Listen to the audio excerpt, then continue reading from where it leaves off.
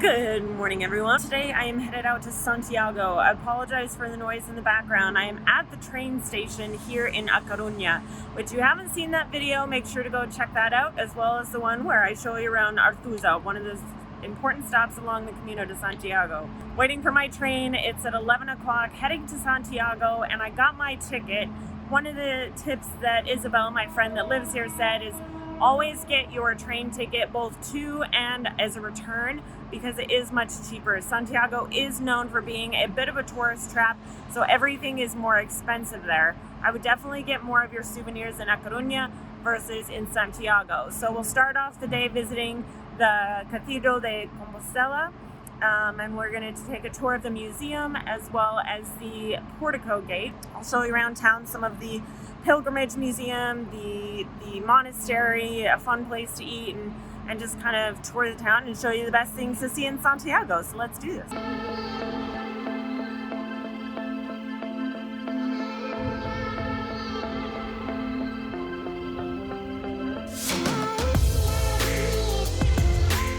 Got to Santiago, just making my way to the cathedral so I can take that tour. The train ride was only 28 minutes, and it's fun to see all of the pilgrims here. It's really cool. I'm so excited to see this cathedral.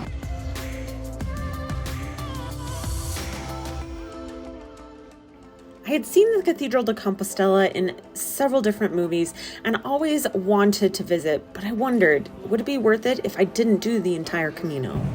Here we go. I heard all the bells around the corner and you can hear the crowds of people. To enter the cathedral itself, it is free, but I decided to take a tour of the cathedral's museum. You can't take photos inside, but I was able to snag just a few to give you a sneak preview of what is in store. There are two types of tickets, one that takes you to the museum and one that takes you to a different museum as well as the rooftop tour. I definitely would suggest the rooftop tour unless you can find an English guided museum tour. I did not, and it was a little difficult, but I speak enough Spanish I was able to get by. While I do consider myself Christian, I'm not exactly Catholic. And coming to places like this that, to be honest, are a bit of a tourist trap, but also considered to be a holy place. It's such a high concentration of humans in one area. I think it plays a little bit on my anxiety and makes this experience, at least for me, it kind of takes away from that experience. So I would highly suggest that if you do decide to visit the cathedral and make the journey along the Camino, while the weather may not be as good, the shoulder seasons may provide a little bit more time, space, and quiet time to reflect on your journey. The Portico de Gloria gate was beautiful and well worth the ticket in order to see it.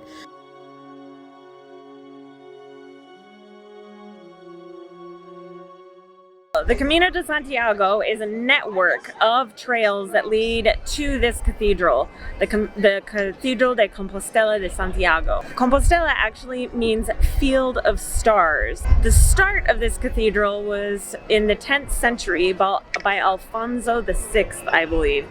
Now, I'm in the square right now where all of the pilgrims come to celebrate. You can hear them coming in and clapping. There are people just sitting on the ground after walking the required 100 kilometers. The entire thing itself takes several months.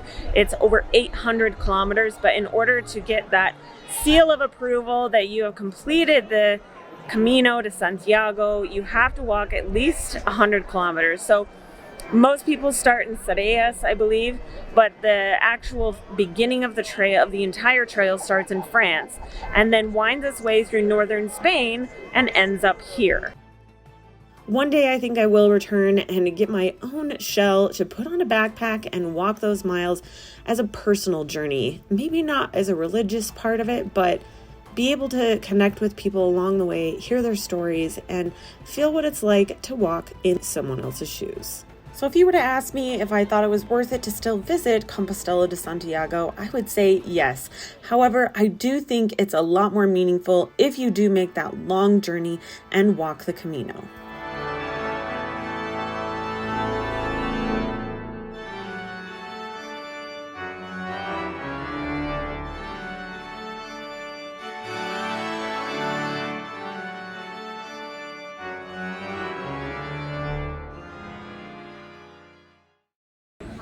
All right, that cathedral was so cool. And right now we are headed to lunch because Isabel and Russ have arrived. It was a bit of a mad dash in order to get to lunch in time before the siesta started. Everything here closes for siesta, so you want to make sure that you get your lunch before 1:30. Otherwise, you're going to be waiting until after lunch, even up until 4:30 before the restaurants start serving again. So keep that in mind.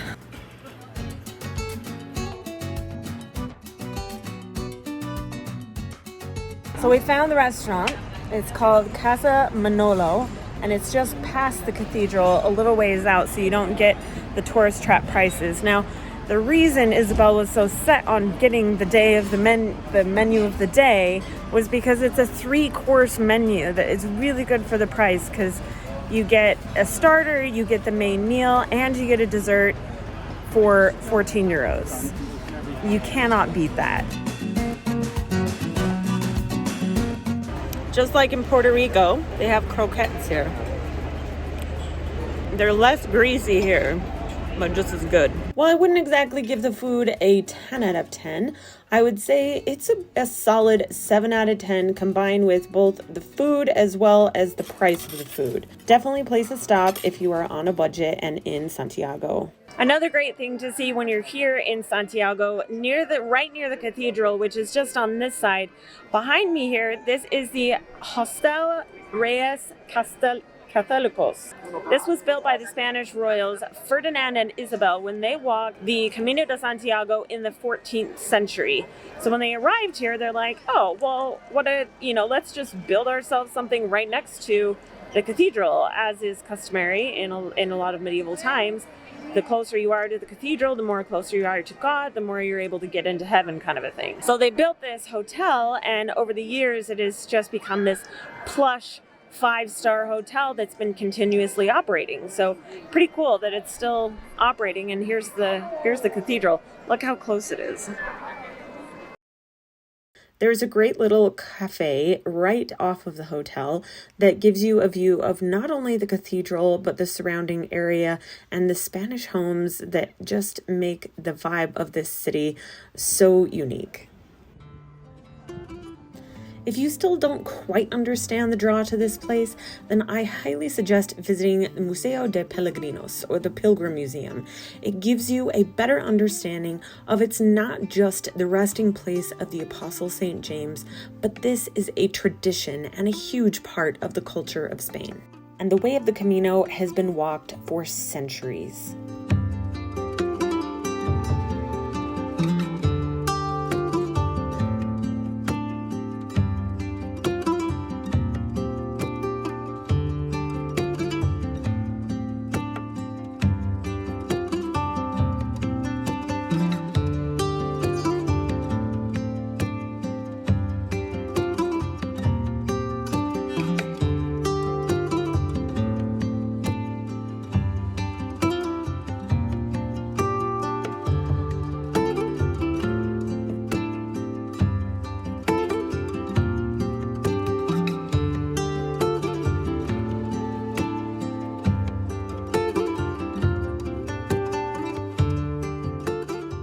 So the museum was incredibly interesting. I highly suggest going just to learn a little bit more about the pilgrimage and what it means and how the garb has changed over time. So we were waiting for a train that can actually take you through the different parks around Santiago, like the outskirts. It's only 6 euros. You catch it right in front of the cathedral. There's a red one and then also a white one that does more of like the inner stuff, the inner points of interest within Santiago. And so unfortunately we missed the very last train, and we've got our own train to catch at 9:30. So it's already almost 8 o'clock.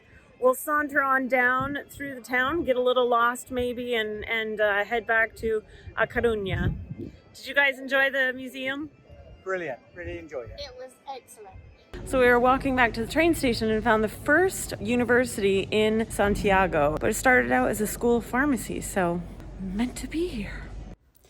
I think if we are talking about a journey of spirituality, our upbringing, culture, and community play a huge part in it.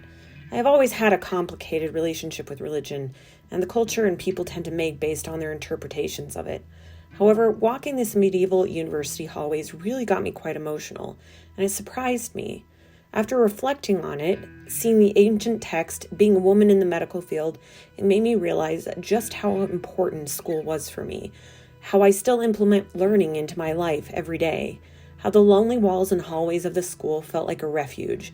No matter how tumultuous life got for me, I found happiness and hope in being able to learn, get a degree, and get myself out of bad situations. This place is really cool. With all the old texts and knowing it used to be a pharmacy. My kind of place. School allowed me to find my voice, to have the financial freedom to choose a life I wanted, and not rely on just looking like the latest fashion or beauty trend to be successful. Spirituality is a journey. Sometimes that takes a lifetime, and the ultimate goal for me is to find peace in the path with the decisions I choose to make for my life, regardless of outside pressure. I think you can find that peace in a church or in your own heart, but no matter what, it will always have to be a journey of discovery and is individual to each person. Pain is always the greatest teacher, and our job is to hang on for as long as it takes to learn the lessons we need to and find that peace on the other side of it. The journey, at least for me, was the courage to keep moving forward, no matter what, just like the pilgrims along the Camino de Santiago. If you decide to visit Santiago de Compostela, whether for religious purposes or just travel, I think either way you decide to visit, it is definitely worth it. There's a whole culture here around food and cafes and meat and cheeses, and just hospitality in and of itself is worth the visit. I hope you've enjoyed this video. Make sure to like, subscribe, and share it with a friend because more the merrier. See you in the next one, y'all.